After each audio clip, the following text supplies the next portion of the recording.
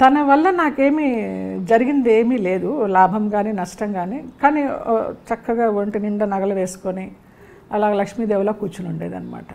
కూర్చొని అన్నీ గైడ్ చేస్తూ ఉండేది. గైడ్, టీచర్, ఫిలాసఫర్, అందరి అమ్మలు, నా అమ్మే కాదు అందరి అమ్మలు అంతే. సో ఆ అందరి అమ్మలకు గురించి ఎంత చెప్పినా తక్కువే. నేను పెళ్లి చేసుకుని వెళ్ళిపోయినప్పుడు అమ్మ నాన్న నేను మళ్ళీ తిరిగి వచ్చేయాలని పూజలు చేశారు. మా బిడ్డ మాకు కావాలని. అది స్వార్థమా లేకపోతే ఇంకొకటా అనేది పక్కన పెడితే నిజంగా వాళ్ళ పూజలు ఫలించి నేను తిరిగి వచ్చేసాను. నేను ఒక సంవత్సరం కూడా కాపురం చేయాల మలయాళం మా వారితోటి. 7 years లవ్. అప్పుడు కూడా చేసుకోవాలనే ఉద్దేశం లేదు, చూద్దామని అనుకున్నాను. ఇంకా లాస్ట్కి అతను చచ్చిపోతాను అది ఇది అనేసి అంటే అమ్మో నిజమే కాబోలు అనేసుకొని చేసేసుకున్నా. అమ్మ వాళ్ళు ఏదో నామకే వస్తే వచ్చినట్టు వచ్చి 2 అక్షంతలు వేసి భోజనం కూడా చేశారో లేదో తెలియదు. కేరళలో జరిగింది నాది, చోటానికరమ్మ కొచ్చిన్లో. చాలా మహిమగల అమ్మ. మరి ఆవిడకి నచ్చలేదు. 1 సంవత్సరం తిరగకుండానే విడిపోయాం. అలా వాళ్ళు కూడా పూజలు చేశారట, చెప్పారు వచ్చాక, మా పూజలు ఫలించాయి నువ్వు తిరిగి వచ్చావని. అప్పుడు నేను సంతోషించాలా విచారపడాలా నాకేం అర్థం కాల. సరే ఇంకా వీళ్ళకి వాళ్ళు నాకు రుణమో నేను రుణమో వచ్చేసాను అనుకున్నా. ఇంకా ఏం జరిగినా అంత మన మంచిగా అనుకున్నా. ఆ టైంలో 7 years లవ్ ఇలాగైపోయింది ఏంటి, చాలా స్టేట్మెంట్స్ ఇచ్చేసి కళ్యాణం వచ్చినా కక్కొచ్చినా ఆగదనేసి తనతో నా 100 days ఫంక్షన్స్కి అన్నీ వచ్చి అక్కమ్మగుడు సినిమాకి దానికి మిగతా వాళ్ళందరూ చూసి దొంగకోళ్ళు పెట్టేవాళ్ళలాగా ఉన్నాడు, నీకు ఎట్లా నచ్చాడు, మాకైతే నమ్మకం లేదు నువ్వు ఇతంతా ఉంటావని అని అలా అందరి దీవెనలు ఫలించాయి. వాళ్ళ సైడు తప్పుంది. సో అలా విడిపోయాం అన్నమాట. విడిపోయిన తర్వాత ఒక నైట్ ఏడుస్తూ పడుకుని ఉంటే నాకు ఇలాగ భుజం మీద చేయి వేస్తే ఒక షాక్ కొట్టినట్టు అనిపించింది. బాబా గారు తెల్ల దుస్తుల్లో ఉన్నారు. భయపడకు నేనున్నాను, నీకేం జరిగినా అంత మంచిగా జరిగింది అనేసి. అది ఒక ఇన్సిడెంట్. నాకు అసలు అప్పటికి బాబా అంటే ఎవరో తెలియదు. నాకు బాబాని పరిచయం చేసింది రమాప్రభ గారు. అది ఎప్పటికీ చెప్పుకుంటా, ప్రతి ఇంటర్వ్యూలో చెప్పుకుంటా, ఎందుకు వచ్చేస్తుంది అట్లాగా ఆసుగా నాకు. రాజమండ్రి దగ్గర ధవళేశ్వరంలో మేము ఆర్ నారాయణమూర్తి గారి సినిమా షూటింగ్కి వెళ్ళాం. 90s ఎప్పుడో. నేను, గుమ్మడి గారు, నేను జయలలిత క్యారెక్టర్, అసెంబ్లీలో చీరలాగే క్యారెక్టర్ నాది, గుమ్మడి గారు కరుణానిధి క్యారెక్టరు, రమాప్రభ గారు ఉన్నారు అందులో. ఏదో ఒకరోజు షూటింగ్ ఆగిపోయి పద నీకు ఒక గుడి చూపిస్తానని తీసుకెళ్ళి చూపించారు. ధవళేశ్వరం 100 సంవత్సరాల నాటిదంట. అప్పుడే చిన్న బాబా, నల్ల బాబా విగ్రహం. ఆహా ఈయన బాబా అంటే అనుకున్నాను. తర్వాత నాకు మా వారికి డిస్ప్యూట్స్ వచ్చే టైంలో ఒక తను నీ మొహాన్ని యాసిడ్ పోసేస్తాను, నువ్వు ఎట్లా మీ ఇంటికి వెళ్తావో చూస్తాను అని నా లగేజ్ని నన్ను పెట్టేసి ఒక రూమ్లో పెట్టి తాళం వేశారు.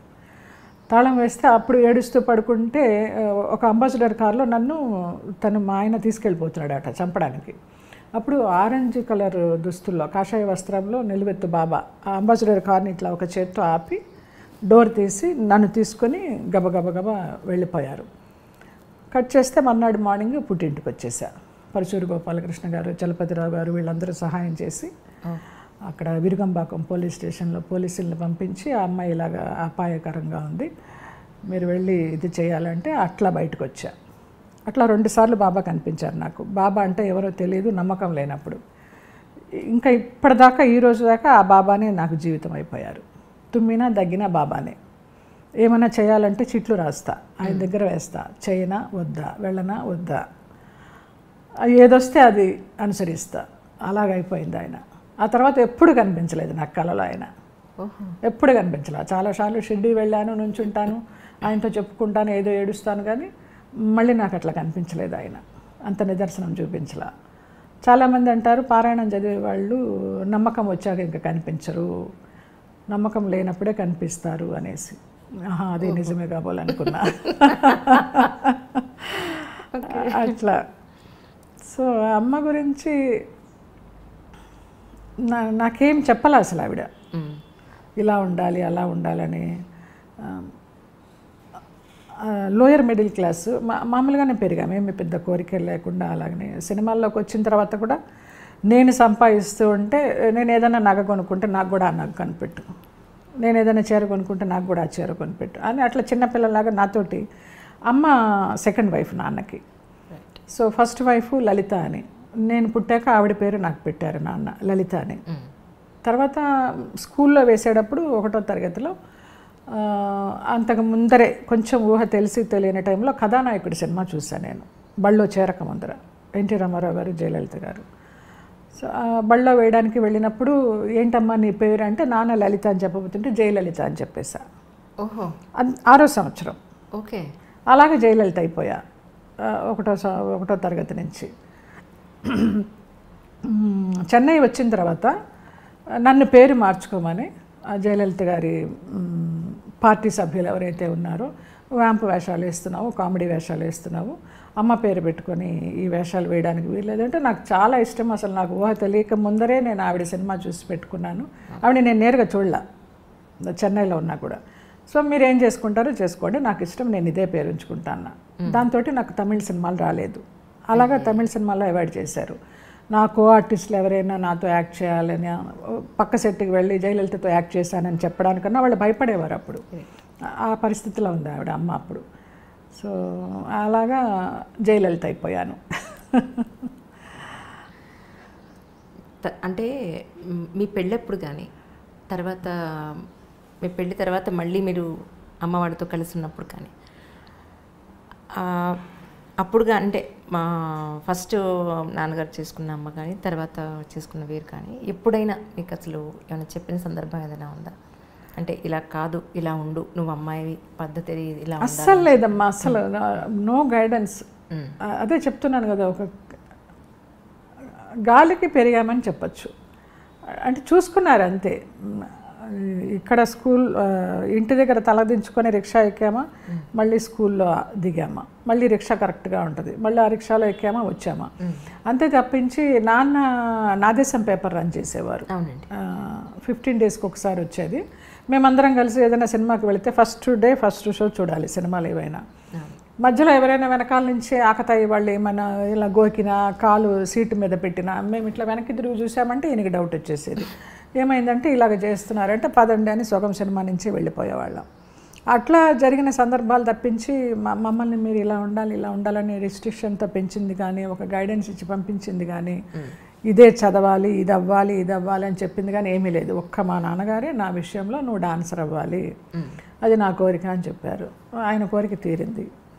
కానీ యాక్టింగ్ సైడ్ వచ్చినప్పుడు కూడా అమ్మ వద్దు ఆడపిల్ల అనలేదు అసలు, ఏం మాట్లాడదు ఆవిడ. తన అమాయకత్వమా, లేకపోతే తెలియనితనమా, లేకపోతే ఆ భర్త అడుగుజాడల్లో నడవాలా, ఏమైనా అనుకోండి, అలా జరిగింది. ఇప్పుడు జనరల్గా మనకి పెళ్ళైన తర్వాత లేదా కొంత మెచ్యూరిటీ వచ్చిన తర్వాత ఇంట్లో వంట కానీ, క్లీనింగ్ కానీ, లేకపోతే ట్రెడిషన్ కానీ, ఏదైనా పండగలు పబ్బాలు వచ్చినప్పుడు అమ్మ ఇలా చేసేది, ఇది ఇప్పుడు నేను చేయాలి అనే ట్రెడిషన్ ఏదైనా ఒక సంస్కృతి సాంప్రదాయం అమ్మ నుంచి మీరు నేర్చుకున్నదంటే ఏం చెప్తారు? ఏమీ లేదు. Is it? జీరో. నేను ఇంతవరకు వంటింట్లోకి వెళ్ళి స్టవ్ అంటించలేదు. నాకు 2 వదినలు, 2 అక్కలు, అందరం ఉమ్మడి కుటుంబం, 14 మంది చెన్నైలో ఉండేవాళ్ళం. నేను షూటింగ్లకు వెళ్ళి సంపాదిస్తూ ఉండేదాన్ని, చాలా బిజీ ఉండేదాన్ని, డాన్స్ ప్రోగ్రామ్స్ చేస్తూ బిజీగా ఉండేదాన్ని. ఎప్పుడైనా వంటింట్లోకి వెళ్ళినా కూడా నువ్వెందుకు వంటింట్లోకి వస్తావు, వెళ్ళి రెస్ట్ తీసుకునేవాళ్ళు. అసలు రేపు పొద్దున ఏదైనా అవసరం వస్తుంది, అత్తవారింటికి వెళ్ళాకో లేకపోతే ఇది ఒంటరిగా ఉండిపోయి చేసుకోవాల్సి వచ్చిన సందర్భం వస్తుందని ఎవరూ ఆలోచించలేదు, నాకు అస్సలు లేదు. అది నేను ఒక ఏదో డబ్బు